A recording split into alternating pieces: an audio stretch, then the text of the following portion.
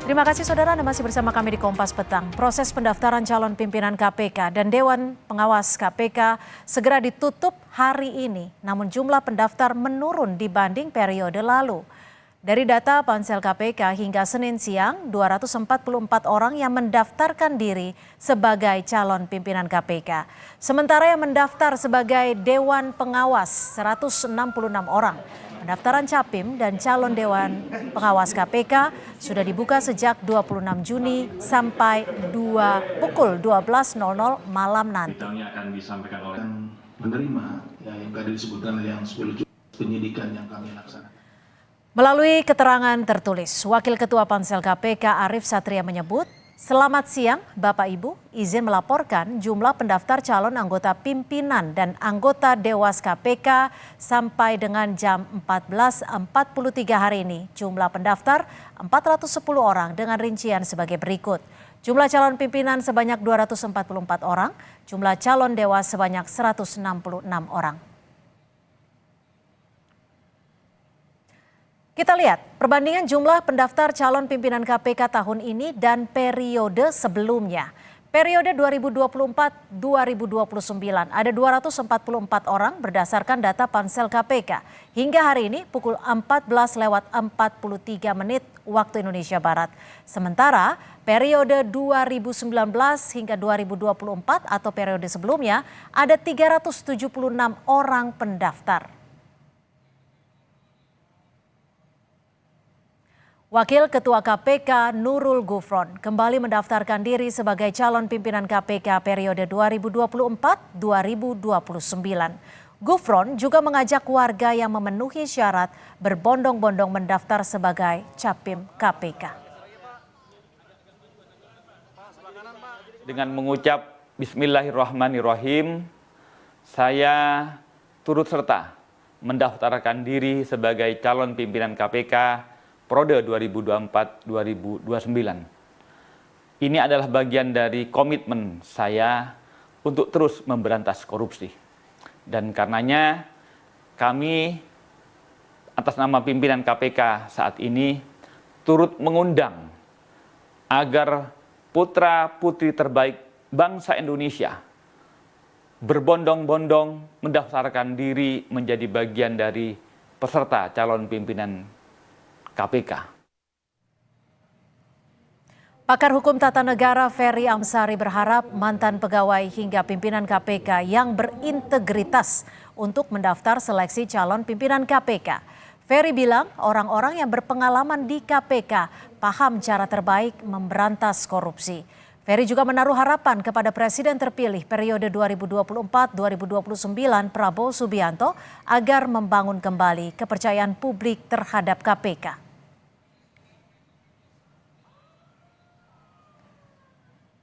Beberapa tahun terakhir KPK tercoreng sejumlah kasus pimpinan dan mantan pimpinan. Antara lain Ketua KPK Firly Bahuri yang jadi tersangka pemerasan mantan mentan Syahrul Yassin Limpo.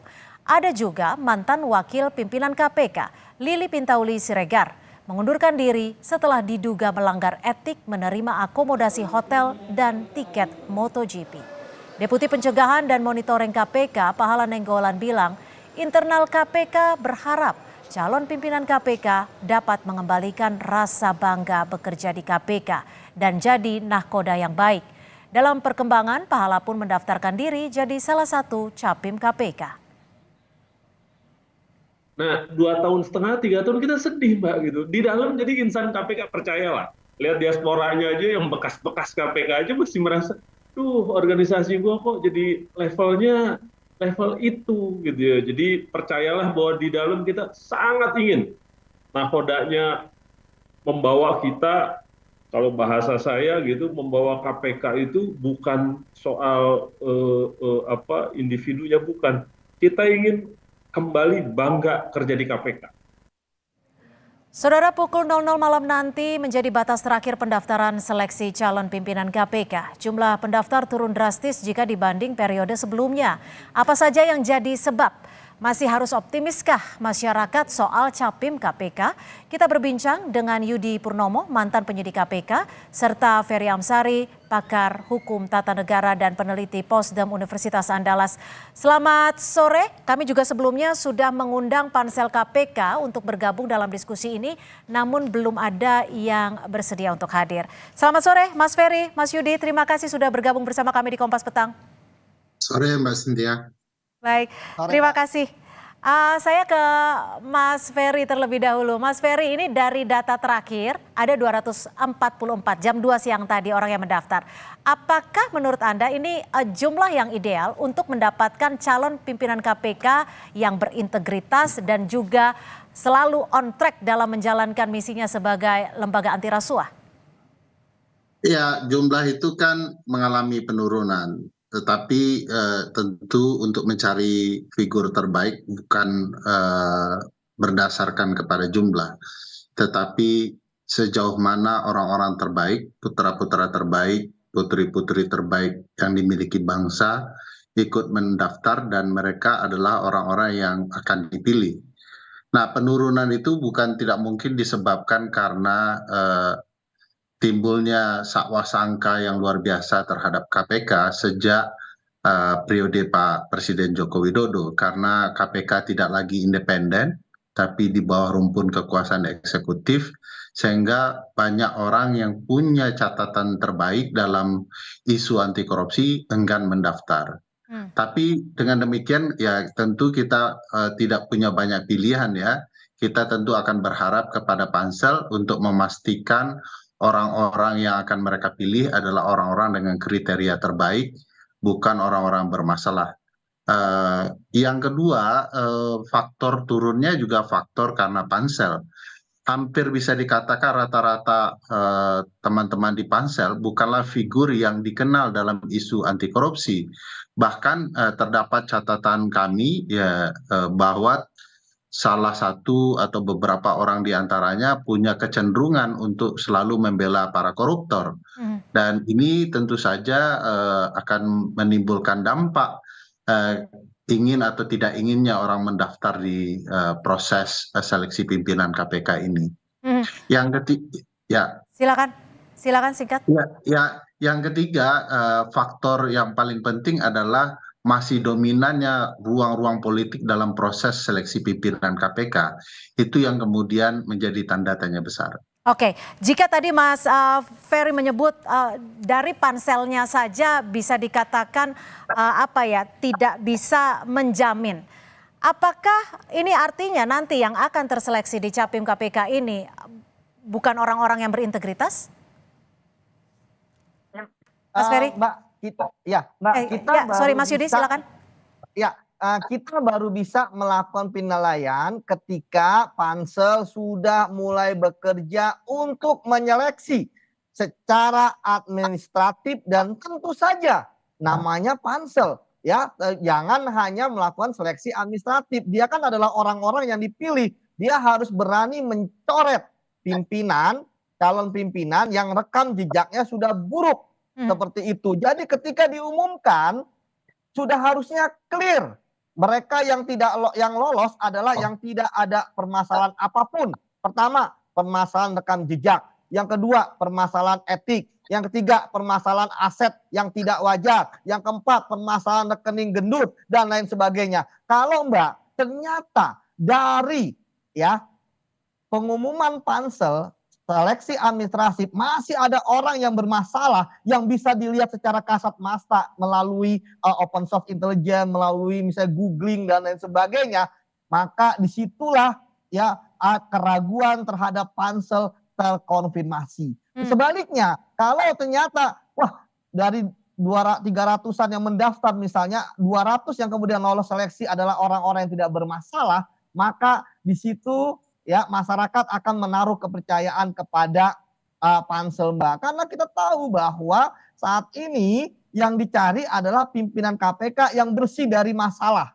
Yang pimpinan KPK yang harusnya menjadi orang yang menjadi solusi bagi permasalahan di KPK, bukan malah menambah beban. Trauma Hmm. Dengan pansel yang lalu, memang mereka mau mendengar aspirasi kita, tapi tidak mau melakukan apa yang kita minta. Jangan sampai yang ini sama seperti yang dulu, seperti itu Mbak.